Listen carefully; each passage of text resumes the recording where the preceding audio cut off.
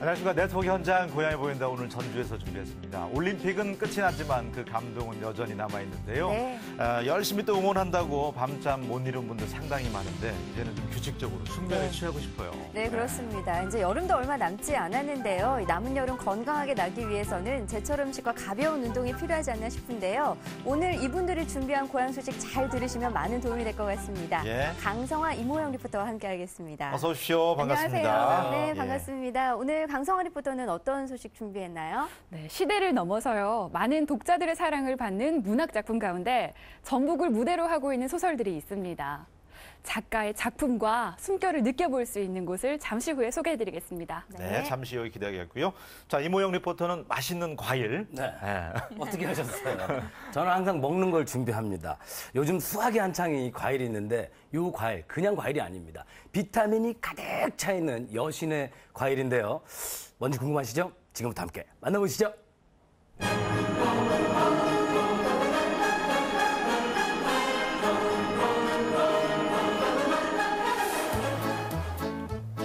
비타민의 보고 이 여름 꼭 먹어야 한다는 과일을 찾아 고창에 갔습니다. 아이고 여기 계시네요. 안녕하세요. 예, 안녕하세요. 네. 제가 네. 이곳에 오면 비타민에 그냥 흠뻑 취할 수 있다고 그래서 아, 비타민을 찾으러 왔는데 어떻게 알고 오셨대? 잘 찾은 거 맞아요? 기가 막힙니다. 여기 비타민이 엄청 많습니다. 비타민이 어떤 어디 과일이길래 있어요, 여기? 그렇게 안 보이세요? 비타민이 잘 안 보여요, 저는. 이게 바로 그 비타민입니다. 아, 자두처럼도 생겼고 어. 누가 보면 뭐 이게 뭐 사과냐 이런 말도 하는데 저는 사과인 줄 그러게요. 알았어요. 네, 이게 사과인 사과가 아니고 것처럼 보이는데. 패션 프루츠. 패션 프루츠라 그래갖고 패션 네, 프루츠? 이게 익으면 이렇게 되더라고요. 아, 기가 이렇게 막히죠? 빨갛게. 그럼요. 패션 프루츠. 그러니까 이렇게 화려한 패션. 이런 느낌의 그 패션. 그 패션이 아닙니까? 패션. 열정. 이걸 먹으면 막 피로가 해결됩니다. 해결돼. 아, 그 패션이 네. 아, 패션의 이 패션이 아니고 그럼요. 아, 열정과 뭐 고난 뭐 이런 그렇죠, 이런 그렇죠. 이제 제가- 아시네. 제가 단어 우리 좀- 사장님이 예. 아, 에너지가 그거 넘치세요. 그럼요. 네, 멋쟁이들의 화려한 패션이 아니고 열정이나 고난을 뜻하는 패션 프루트입니다. 100가지 향이 난다고 해서 백향과라고도 하는데요. 자, 이거의 원산지는 브라질로 우리나라에 보급된 지는 얼마 되지 않은 열대 과일입니다. 올림픽의 나라에서 왔군요. 네, 예. 이 과일을 패션 프루츠라고 부르는 데는 깊은 뜻이 있습니다. 때는 무려 그 16세기 남미에서 그 패션 프루츠 꽃을 본 그런 선교사들이 이름을 이렇게 붙였습니다. 예. 5개의 수술과 아, 여기 다섯 개. 3개의 암술은 그러네요. 예수님의 5개의 상처와 네. 3개의 못자국을 의미하는 거죠. 아. 그러니까 그리스도 선교사들이 봤을 때 이거는 예수님의 꽃이다. 아. 그렇게 생각이 된 거죠. 아, 이게 뭐 같아요? 이거는 약간 뭐 가시 같기도 그렇죠? 하고. 그걸 뭐라 그러죠? 아, 혹시 면류관? 예, 맞습니다. 가시면류관? 네. 와. 이게 바로 그 꽃인 거죠. 아, 그러니까 선교사들이 볼 때는 요거는 그 고난의 네. 그런 거구나라는 그렇죠. 그런 그게 표현했구나. 고난의 꽃인데 결국은 이렇게 열매가 됐을 때 아. 열정적인 맛이 나요. 또한 그 패션 프루츠의 덩쿨소는 채찍을 의미해서 고난의 열매라 부르는 건데요. 그러나 그 맛은 그 열정 그 자체입니다. 예. 이 고난과 열정의 열매가 거저 얻어지는 건 아니겠죠. 더운 날씨에도 불구하고 어머님들의 손길이 아주 분주했습니다. 네, 어머님들이 뭘 계속 자르시네요. 네, 자르고 있더라고요. 사모님 지금 뭐 하시는 거예요? 무슨 작업하시는 이 거예요? 수염을 네. 이렇게 잘라줘야 돼요. 수염을 잘라줘야 되는 거예요? 예. 그러지 않으면 네. 이게 다른 가지에 가서 너무나 이렇게 이제 다 엉겨버려요. 서로 아. 이렇게 엉기기 때문에 싸우지 말라고 아. 이렇게. 그래서 교통 정리해 잘라주고, 주시는 거구나. 그리고 이제 네. 이게 너무나 이게 생장률이 좋아서 길게 뻗으면 네. 또 과도 작아지고 그러기 때문에 아. 이거를 좀 이렇게 적심을 더 해줘야 되는 것입니다. 꽃몸이 지금 이렇게 나오고 있거든요. 아, 예. 그렇게 하면서 꽃몸이 더 빨리도 나오고, 네. 예, 빨리빨리 과실이 더 매질하고, 네. 그래서 이렇게 더 적심을 더 해주는 겁니다. 어떤 과일이든 가지치기가 굉장히 중요해요. 네, 그렇습니다. 꽃눈에서 열매가 열리기 때문에 그 질 좋은 과일을 수확하기 위해선 가지치기를 꼭 해줘야 하는데요. 그런데 이날은 정말 더웠습니다. 지켜만 볼 수가 없어서 저도 팔을 걷어붙이고 어머님 돕기에 나섰는데요. 비닐하우스 아니어서 뭐 땀이 네. 구슬땀이 나네요. 땀 보이시죠? 이야. 네, 뿌린 거 아니에요. 네. 정말 더운 날 고생하셨네요. 네, 그런데 이곳에서 유일하게 홀로 고생하시는 분이 한 분 계셨습니다. 뭐 붓 같은 걸 들고 계시는데 어떤 거 사모님 지금 하는 뭐 하고 거죠? 계시는 거예요? 아, 꽃 수정하고 있어요. 수정. 네. 아니, 근데 보통 수정은 벌이나 뭐 나비가 이렇게 해주는 거 아니에요? 아, 벌이나 나비도 하는데요. 네. 이게 이 꽃가루를 네. 여기 암술, 네. 여기 머리에다가 이렇게 다 묻혀줘야 되는데 네. 벌이나 나비는 네. 갔던 곳만 가요. 아. 그래서 세 개를 골고루 안 묻히고 하나만 묻혀버리면 수정이 잘 안 돼요. 아. 그래서 손수 이렇게 다 해줘야 돼요. 일일이 다. 예. 여기 나는 모든 이 지금 열매들은 다 이렇게 해서 난 겁니까? 그럼요. 다 제 손길이 다 가가지고 열매들이 열린 거예요. 아니 그럼 열매가 이렇게 많은데 그럼 일일이 다 하셨다는 거네요? 그럼요. 하루에 아, 많을 제가 때는 수정을 얼마나 해서 해봤어요? 예? 하루에 수정 많이 해볼 때는 얼마나 수정? 하루에 2,000개도 하고 얘네들이 신기하게도 꽃이 한낮에 폈다가 저녁이 되면 네. 꽃이 다 물어요, 잎을. 아 그러니까 우리가 그 선선하고 좀 일하기 좋을 때는 얘네들이 다 물고 예. 더울 때만 꽃이 활짝 피고 네. 예. 그래서 일일이 이렇게 해주시는 거구나. 예. 손이 정말 많이 가네요. 하루에 네. 몇천 개 하고. 특이하게도 벌과 나비는 3개의 암술대 가운데 하나에만 몰린다고 합니다. 그래도 물론 수정은 되지만 과일이 작고 약하기 때문에 사람이 일일이 이렇게 수정 작업을 해야 한다고 하는데 이 과정을 거쳐 얻은 열매는 무려 3만 개입니다. 와, 엄청나네요. 네. 가지치기부터 수정까지 정말 정성이 많이 들어간 거네요. 그렇습니다. 농민들이 흘린 열정 어린 땀의 결정체 바로 이 백향과입니다. 네. 아니 뭐 수정도 하고 전지 작업도 하고 이렇게 여러 가지 손이 가고 그러다 보니까 이렇게 잘 자라는 것 같은데 네. 이건 언제 심어야 이렇게 저희가 맛을 볼 수 있고 언제 심는 게 또 적기인지 보시다시피 다년생이에요. 단연세 예. 한 번만 하고선 끝나는 게 아니라 계속 아니에요. 예.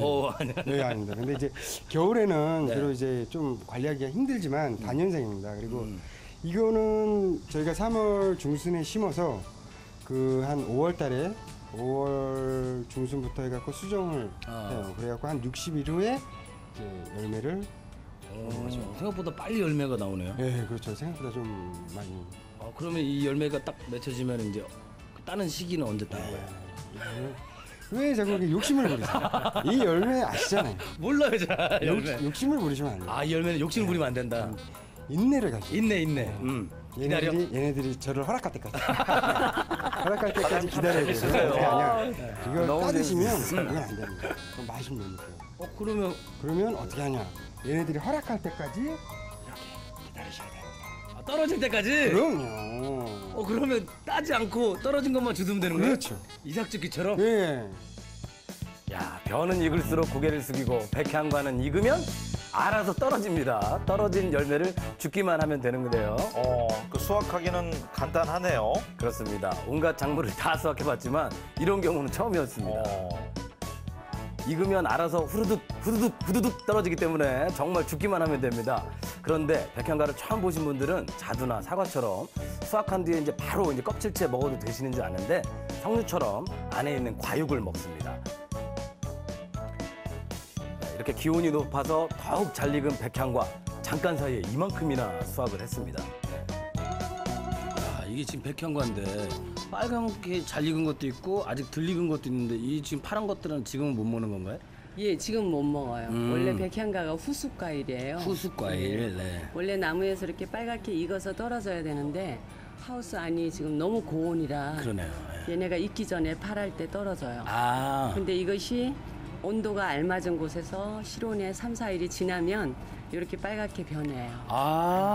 그럼 맛이랑 뭐 이런 거는 3, 4일 맛은 뒤에는 지금 파랄 때보다 그렇게 후숙된 3, 4일 후가 훨씬 달고 맛있죠. 그럼 이 지금 파란색도 사실 먹을 수는 있으나 네, 3, 4일이 지난 뒤에가 훨씬 더 훨씬 달고 달고 맛있고. 그러니까 지금 떨어져도 크게 무방하다는 거네요. 얘네들 네, 지금. 저희 걱정 없어요. 네, 백향과는 후숙 과일입니다. 수확한 뒤 실온에 놔두면 단맛이 더 강해지고 이렇게 색도 진해지는데요. 안에가 어떻게 되는지 굉장히 궁금합니다. 네. 맛도 궁금하고. 한번 보여주세요. 네, 그럴까요? 네. 네, 정말 안에가 어떻게 생겼는지 참 궁금해요. 네. 토마토 같기도 하고요. 오! 야! 석류 같아요. 예. 석류인데 약간 밀도가 좀 떨어지는. 야, 이거 보세요. 약간 벌 같기도 하고 로얄 젤리 같기도 하고 세상에. 여기 그래도 영양가는 석류보다 훨씬 많아요. 영양가가 많아요? 그럼요. 비타민 C도 석류보다 3배나 많고요. 3배 많아요? 예. 그리고 니아신 피부에도 좋고. 니아신이 뭔데요? 피부에도 좋고 노화 방지해주는 니아신이 있는데 네. 그게 석류보다 5.2배가 더 많아요. 아, 진짜요? 백향과에는 여러 가지 성분이 많은데요. 피부 보습에 도움이 되는 니아신, 장내 배변 활동에 도움이 되는 식이섬유, 피부 미용과 피로 회복에 도움이 되는 비타민 C가 들어가 있습니다. 게다가 항산화 효과가 들어있는 베타카로틴도 들어가 있어요. 지방과 당분의 함량은 낮기 때문에 칼로리 걱정도 없죠. 이렇게 여성에게 좋은 성분이 많다 보니까 여신의 과일이라는 별명도 붙어 있기도 합니다. 향이 굉장히 좋아요. 향이 그 뭔가 이렇게 좀 세련된 향이 나네. 예. 뭔가 모르게. 뭔가 모르게 뭔가 상큼한 느낌, 그런 좀 뭔가 이렇게 프레시한 느낌. 이 안에 있는 게 씨죠? 네. 이 씨도 먹는 거죠? 씨랑 같이 먹으면 네. 이 씨앗에 네. 세포 물질을 구성하는 네. 성분이 많이 있어가지고 오. 완전 영양 덩어리예요. 아, 그럼 씨는 그냥 삼킵니까? 씹어 먹습니까? 씹어서, 아, 씹어서. 예, 예, 꼭꼭 예. 씹어서 자, 드시면 돼요. 시청자 여러분들도 씨도 같이 씹어서 드시면 좋겠습니다. 예. 백향과는 이렇게 숟가락으로 씨까지 야무지게 긁어서 한 번에 먹는데요. 과연 어떤 맛이 날지 궁금하시죠? 넣어서 제가 입안에 다 침이 고이네요. 전 또 보입니다. 예. 야, 달달하고 새콤하고. 네. 진짜 말 그대로 새콤달콤이네요. 네. 뒤쪽에 약간 신맛이 밀려오긴 하는데 정신이 바짝 들면서 와, 정말 프레시하네요. 정말 새콤달콤하고 맛있습니다. 100가지 향기는 있으나 정확하게 그 향기가 뭔지 모르겠는, 예, 아주 오묘해가지고 예. 100가지 맛이 있으나 정확하게 뭔 맛인지 모르겠는, 하지만 먹으면 약간 오렌지 맛도 살짝 나는 것 같고 시큼도 하고 새콤도 하고 상큼도 하고 네. 달콤도 하고 이런 느낌입니다. 여러분 궁금하시죠? 드셔보세요. 기가 막힙니다 이거. 예. 맛있네요. 이거는 후숙이 된 건데요. 후숙이요? 예, 네. 이렇게 쭈글쭈글하잖아요. 네. 이거는 이제 실온에 한 일주일 정도 두면 이렇게 되는데 이게 더 단맛이 강해요. 진짜요? 예, 이것도 한번 제가 보면은 드셔보실래요? 이렇게 생겨 있으면은 잘 손이 안 갈 것 같은데 이게 더 맛있다고요? 그럼요. 아, 네, 진짜요? 이게 상한 게 아니고 네. 이건 후숙 과일이라 이거는 또 열면서 또 향이 또 다르네요. 향이 더 많이 더 퍼지는 것 같은데. 진해져요. 드셔보세요. 표면이 쭈글쭈글하다 해서 절대 상한 게 아닙니다. 실온에서 3일 이상 두면 백향과의 제맛을 느낄 수 달잖아요. 있는데요. 딱 들어가는 순간 아까 것도 분명히 맛있었는데 요거는 이거 다음에 먹으니까 더 확실히 이게 달다는 거를 더 느낄 수 있는. 이게 일주일 동안 바깥에 놨다고요? 예, 실온에 3일 이상 일주일 정도 놓으시면 이렇게 쭈글쭈글해지면서 단맛이 더 강하게 돼요. 그러니까 확실히 숙성되면 더 단맛이 더 강해지는 모양이네요. 네. 자, 요것은 백향과 청입니다. 새콤달콤한 맛이 싫으시다면 꿀과 백향과를 1대1로 섞어 약 열흘 정도 숙성을 시킨 뒤에 뜨거운 차나 이렇게 물에 시원하게 타드시면 됩니다. 이 날이 더울 때는 얼음 덩덩 띄워 마시면 정말 꿀맛입니다, 꿀맛. 얼마나 맛있는지 제가 먹고도 그 말문이 막혀가지고 예, 말이 잘 안 나와요. 마지막에 씨앗들이 얼음과 함께 터지는데 와, 대박입니다. 엄청 시원하고 이거 진짜 맛있네요. 와, 이거는 제가 처음 먹어보는 그런 맛입니다. 와, 정말 너무 맛있었어요. 맛있다. 이거 제가 먹어도 됩니까? 예, 드세요. 웬만하면 잘 안 하는데 하나 더 이렇게 먹어요. 시원하고 맛있으니까. 100가지 향과 맛이 난다는 백향과 더운 여름에 정말 강력 추천합니다. 여러분도 한번 드셔보세요. 예.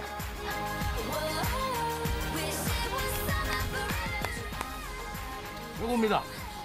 여신의 과일 고창 백향과 많이 드세요.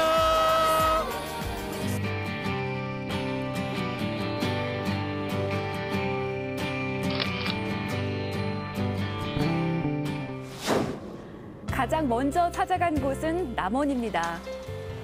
남원을 주요 무대로 한 최명희 작가의 대하소설 혼불. 남원 서도역을 중심으로 소설에 등장하는 주요 장소들이 자리해 있는데요. 집필 기간만 17년에 달하는 대하소설 혼불. 작가의 예술혼을 기리는 공간이 2004년에 조성됐습니다. 이곳은 혼불 문학관입니다. 이 혼불 소설은 최명희 선생이 쓰셨는데 이곳에서 이 혼불 소설의 주 배경지가 바로 이곳이고, 남원을 배경으로 1930년대 조선의 모습을 소설에 담은 최명희 작가. 그녀의 소설에 매료된 사람들의 발길이 문학관으로 끊임없이 이어지고 있는데요. 고인이 된 작가의 흔적을 느낄 수 있어 더 의미가 있습니다. 이 혼불 소설 5부작 10권이 원고지 매수로 오면 약 12,000매가 됩니다. 그런데 그 12,000매의 소설을 지금 저 손에 들고 있는 만년필 이것으로 꼭 고집을 하고 쓰셨다고 합니다. 그 이유는 우리의 순수한 우리의 이야기를 우리의 언어로 이렇게 표현을 갖다 하는데 기계의 힘을 빌려서 뭐 컴퓨터를 이용한다거나 그런 것보다는 한자 한자 바위에 손가락으로 이렇게 글을 쓰는 그런 기분으로 이 원고를 12,000매를 갖다 맞췄다고. 일일이 원고지에 쓰셨군요. 진정한 우리의 어리, 넋이 무늬로 피어나는 그런 글을 쓰고 싶었습니다. 그리고 훼손되지 않은 순결한 우리의 모국어를 살려보고 싶었습니다. 우리말, 우리 글에 대한 애정이 남달랐던 최명희 작가. 문학관 한켠에 그녀의 손길이 닿은 물건들이 전시돼 있어서 눈길을 끄는데요. 최명희 선생의 지필시를 축소시켜서 이렇게 만들어 놓은 겁니다. 이 혼불을 쓰실 때 그 아파트 내에서 쓰시던 집기들, 뭐 시계라든지 이 소파라든지 또 저 장롱이라든지 책상 이런 것들을 갖다가 거기에 있던 것을 이대로 옮겨서 여기에 전시해 놓은 곳입니다. 또한 소설에 등장하는 명장면들을 모형으로 재현해 놓았는데요. 억눌린 한해 시대를 살아온 이들의 일생을 만날 수가 있습니다. 또 소설을 읽지 않았다고 해도 해설사의 친절한 안내로 소설 혼불에 쉽게 다가설 수 있습니다. 어려워하지 말고 그냥 부담 없이 찾아가면 되겠네요. 그렇죠. 여기에 보시면 그날 저녁에는 전라북도 내지는 우리나라의 서사시의 대작이신 혼불 이렇게 배경을 직접 듣고 또 이렇게 직접 이렇게 해설해 주시니까 너무나 정말 실감나게 그리고 제가 몰랐던 이 부분을 좀 가슴 깊이 느꼈던 것 같아요. 다양한 세시 풍습과 우리말의 아름다움을 극대화한 작품 혼불. 그 흔들림 없는 예술혼을 남원에서 만날 수 있습니다. 다시 길을 떠나 찾아간 곳은 요즘 많은 분들이 찾고 있는 군산입니다. 유유히 흐르는 금강을 배경으로 서 있는 이곳은 채만식 문학관인데요. 외형도 독특하죠? 그렇네요. 네. 군산에서 나고 자란 채만식. 약 160평 규모의 전시관엔 채만식 선생의 일생이 담겨져 있습니다. 또한 금강변에 위치해 있어서 주변 경관도 아름다운데요. 이 금강과 채만식 작가는 뗄 수 없는 관계입니다. 저희 문학관은 선생님의 가장 대표적인 소설 탕류의 첫머리 금강이 나옵니다. 그래서 바로 옆에 금강에 떠 있는 배 모양으로 건물이 설계가 됐고요. 또 그 건물 안에 선생님의 작품 소개와 또 양력 소개, 여러 가지 선생님의 유품이 잘 정리가 되어 있습니다. 일제에 의해서 항구 도시로 성장한 군산. 그 안에서 펼쳐진 하층민의 몰락과 혼란을 풍자적으로 그려낸 채만식 작가. 혼탁한 시대를 가난과 병마와 싸우며 버텨온 작가의 삶을 함께 만나볼 수 있습니다. 채만식 선생님은 우리 군산에서 출생하셨고요. 선생님의 가장 대표적인 탕류라는 소설이 군산을 배경으로 한 소설입니다. 당대의 현실을 그대로 반영해서 더 의미 있는 소설 탕류. 1930년대에 군산의 비극적인 그런 현실을 그대로 탕류라는 소설로 우리에게 남겨주셨습니다. 그래서 탕류라는 소설을 읽어보면 군산은 이 시대에 이런 삶이었구나라고 알 수가 있고요. 한국 근대사의 아픈 기억을 고스란히 품고 있는 군산. 실존했던 건물들이 소설의 배경이 되는데요. 탕류 속에 나온 이 건물은 고태수가 근무했던 은행으로 등장을 합니다. 은행원으로 근무하던 고태수가 돈을 많이 빼돌려서 도박에 탕진했다라는 이제 그런 내용이 있고요. 자, 이쪽에는 이 사진은 바로 미두장인데요. 도박장으로 알려져 있습니다. 주인공 그 정주사가 바로 이 미두로 재산을 다 날립니다. 그래서 이 미두를 통해서 일본인들은 농지를 다 우리에게서 뺏어갔습니다. 세만식 하면 가장 먼저 떠오르는 게 탕류지만 작가는 폭넓은 지필 활동을 했습니다. 선생님은 물론 소설가지만 소설 외에도 뭐 시나리오, 꽁트, 수필, 심지어 만화, 동화까지 1000여 편이 넘는 작품을 남겼습니다. 문학의 모든 장르를 글로 다 표현했다고 보시면 알고요. 시대는 흘렀지만 작가의 흔적은 금강에 오롯이 남아 여전히 회자되고 있습니다. 네, 이번에는 김제네요. 그렇습니다. 소설 아리랑의 배경이 된 곳인데요. 이곳은 아리랑 문학마을이고요. 이 아리랑 문학마을은 조정래 작가님이 쓰신 소설 아리랑 속에 나오는 일제강점기 때 우리 민족들이 살았던 삶을 그대로 재현해 놓은 장소입니다. 조정래 작가의 대하소설 아리랑. 소설에 등장하는 주요 시설을 재현해 놓은 곳입니다. 일본 사람들이 우리나라에 와서 쌀을 가져가기 위해서 이런 정미소를 만들어 놓고 그렇게 했던 곳이에요. 자, 한번 400만 부 이상 판매된 민족의 베스트셀러 아리랑. 풍요의 땅 김제가 이야기의 중심입니다. 이곳은 우리나라에서 유일하게 지평선을 볼 수 있는 곳이에요. 그러면 지평선을 볼 수 있다는 것은 넓은 들이 있다는 것이잖아요. 넓은 들이 있다는 것은 그만큼 곡창지대라는 뜻이잖아요. 일제강점기 때 우리 김제는 넓은 들이 있어서 가장 먼저 시작해서 가장 마지막까지 수탈과 억압을 당한 곳이 바로 이곳 김제입니다. 땅만 일구고 산 소박한 농민들이 소설의 주인공으로 등장하는데요. 내촌마을과 외리마을이 주요 무대가 됩니다. 제가 서 있는 이곳은 전라북도 김제시 죽산면 홍살리 내촌 외리 마을인데요. 소설 아리랑 속에 나오는 감골댁이 살았던 곳이 바로 이곳 외리 마을입니다.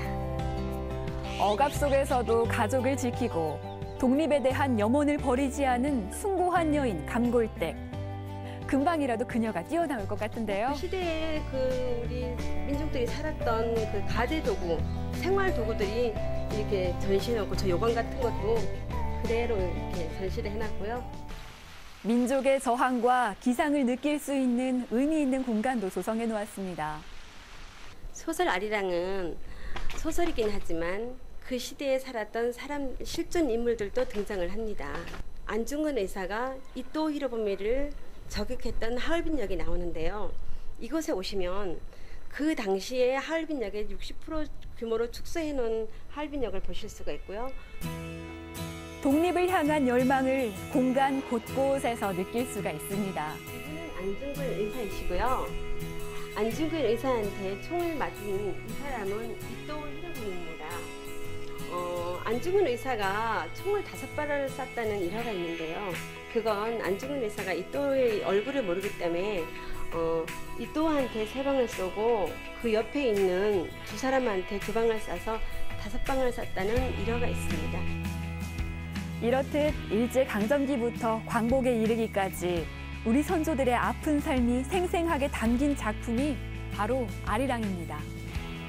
조정래 작가님은 일제강점기 때 우리 민족들의 삶을 소설 속에다 담기 위해서 지구의 3바퀴 반되는 거리를 4년 8개월 동안 물어 다니면서 그 시대에 살았던 사람들의 증언을 토대로 해서 소설을 마무리 졌다고 합니다. 그래서 이 소설 아리랑은 단지 허구인 소설이 아니라요. 일제강점기 때 우리 민족들이 살았던 근대 민족사입니다. 당대 최고 작가들의 숨결과 흔적이 남아있는 전북. 시대의 아픔과 치열한 작가 정신을 만날 수 있는 전북으로의 문학여행 꼭 한번 추천하고 싶습니다. 네. 예, 오늘 소개한 곳 가운데 저는 2곳을 이미 가봤는데 이렇게 문학관을 먼저 가보고 나서 책을 접하면 작품이 새롭게 다가올 것 같아요. 네, 그렇습니다. 각 지역에 조성된 문학관을 통해서 작가의 생애와 작품에 한 발자국 더 다가갈 수 있었습니다. 그리고 각 문학관에는요, 항상 이 해설사들이 상주하고 있기 때문에 아이들과 함께 가시더라도 부담 없이 관람하실 수가 있을 것 같습니다. 네, 이제 특색을 가지고 있는 이제 문학관들이 전국 곳곳에 잘 운영되고 있으니까요. 아직 휴가 못 떠나신 분들 문학여행 떠나보시면 참 좋을 것 같네요. 오늘 소식 잘 봤습니다. 네, 고맙습니다. 네, 감사합니다. 자, 오늘 전주에서 준비한 소식은 여기까지인데요. 저는 여름 휴가 아껴둔 분들이 그렇게 부럽더라고요. 아직 추석 연휴가 우리에겐 또 남아 있습니다. 네. 무더위 건강 유의하시고요. 저희는 다음 시간에 다시 인사드리겠습니다. 고맙습니다. 고맙습니다.